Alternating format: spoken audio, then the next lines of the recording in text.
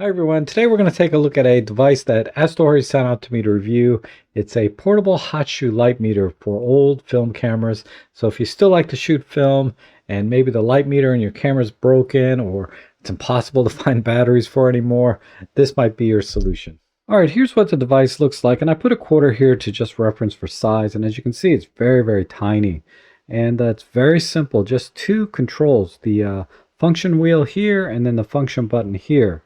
And if you press on the function button, it'll activate the light meter and it'll take a reading right away. And then you can rotate the dial to make changes to either shutter speed, aperture, or ISO. And there's also some other functions which I'll go over in a minute. But right now we're in shutter priority mode. So if I just set my shutter speed, it'll tell me what aperture I need to use based on a ISO of 400. Or I can double click the function button. It'll change to aperture priority mode. And then I can just set the aperture that I want to use and it'll tell me the shutter speed that I need. So here's the function button and the hot shoe, and as you can see it's a very low profile, which I really like. And also you'll see that it's encased in almost like a solid piece of aluminum. It's very well made. And then on the bottom here, this is where you'll see a couple screws, but this hot shoe is adjustable. You can move this hot shoe from the right here where I have it now to center or to the left side, and this is very handy, particularly if like your shutter button is right next to your hot shoe like it is on one of my cameras. Being able to move the hot shoe placement can make a big difference being able to use your camera or not. And then we have a standard USB-C plug here for charging the internal battery, and the battery will last you all day no problem, probably several days if you want to be more realistic, but you'll be able to go all day no problem on a single charge. And then on the front here, we just have the little pinhole for the light meter itself, and that's it. All right, now let me show you what it looks like on my Konica 3A here, which was donated to me by one of my viewers, which I greatly appreciate, David. Thank you so much. But as you can see on this particular camera, the shutter button is very close to the hot shoe. And if I had the hot shoe mounted to the center, which is the way it comes, it actually covered the shutter button if I were to center the light meter on top of the camera. So fortunately I can make an adjustment here, and I can move it over to the left and then just slide this on, and now I have clear access to the shutter button. So as you can see, it has a very low profile in this camera, and it doesn't stand out at all. It doesn't distract from the aesthetics of your overall camera. I think it's just they did a really good job at matching the look of this light meter to match a lot of different kinds of vintage cameras, as you can see here. So I went out to my local park to test the light meter with this camera and some Tri-X 400, and the results came out great, I think. I didn't really have any problems with exposures. All the settings that the light meter recommended to me worked out just fine, with a couple of caveats that I'll share with you in a minute. But these photos I didn't do any editing to, except maybe a slight crop. And they were scanned in using my Epson V550, and I developed these in Cinestill DF96. So one of the challenges of using the light meter like this is, you don't really know what the field of view is, exactly how much light is it gathering from the scene to come up with the exposure settings it's telling you. And honestly, with film, it's not a big deal, right? If you've been shooting film a while, you know it has a lot of flexibility. But what I found was it does tend to underexpose slightly, because it was giving me readings that I felt were like, wow, is it really that bright out here? It didn't seem like it to my eye. And not that I shoot film that often, but I do have a feel for exposure.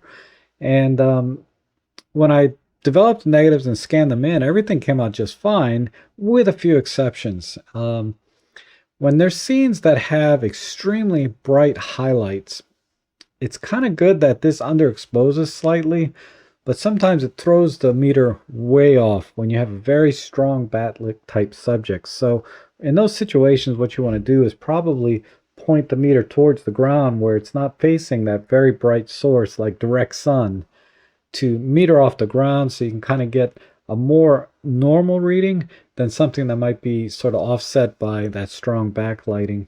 Or if you do want to expose for the sky, just go ahead and use the readings that it gives you right off, and then you'll see that you'll get all of the highlights and cloud detail and everything like in this scene here.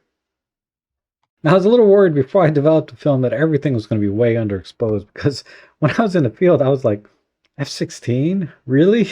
I mean, it felt like an f5.6 scene to me.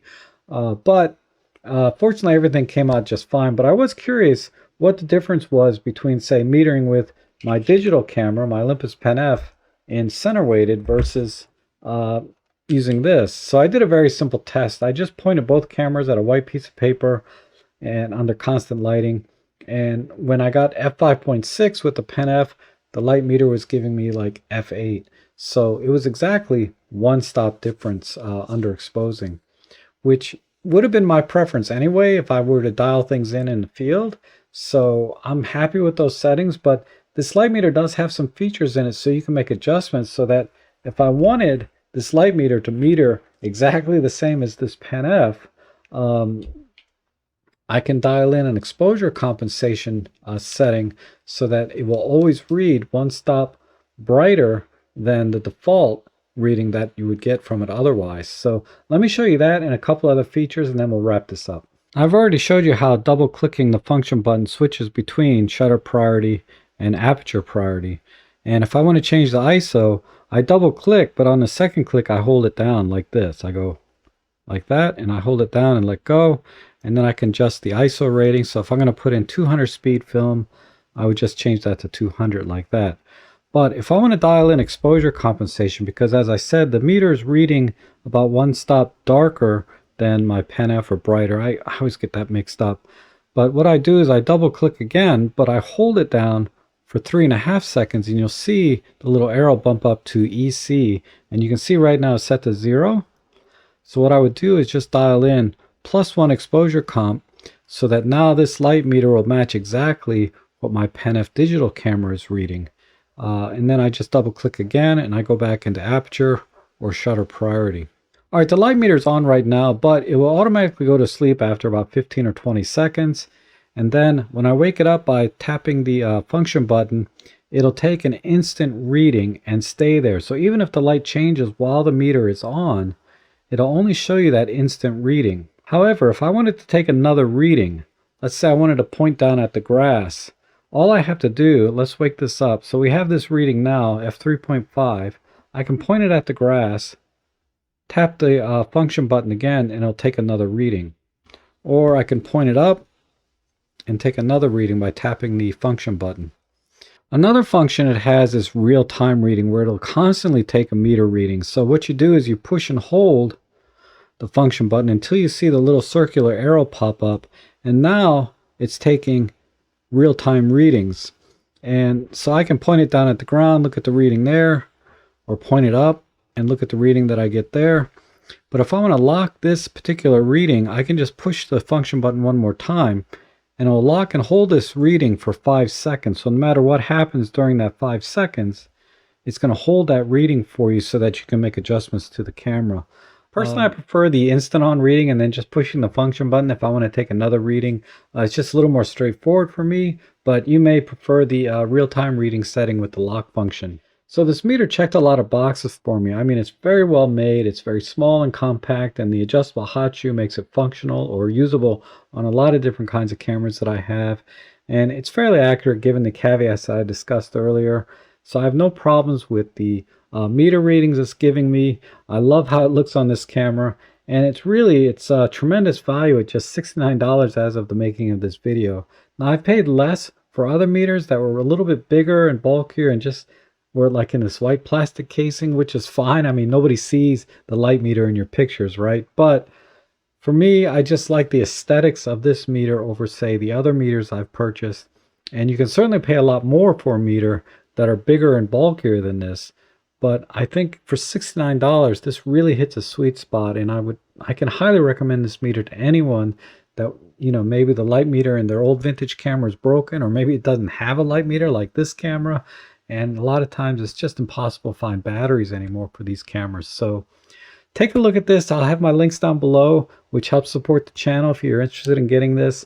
But that's all I have for today. Thank you so much for watching, and I hope to see you again soon.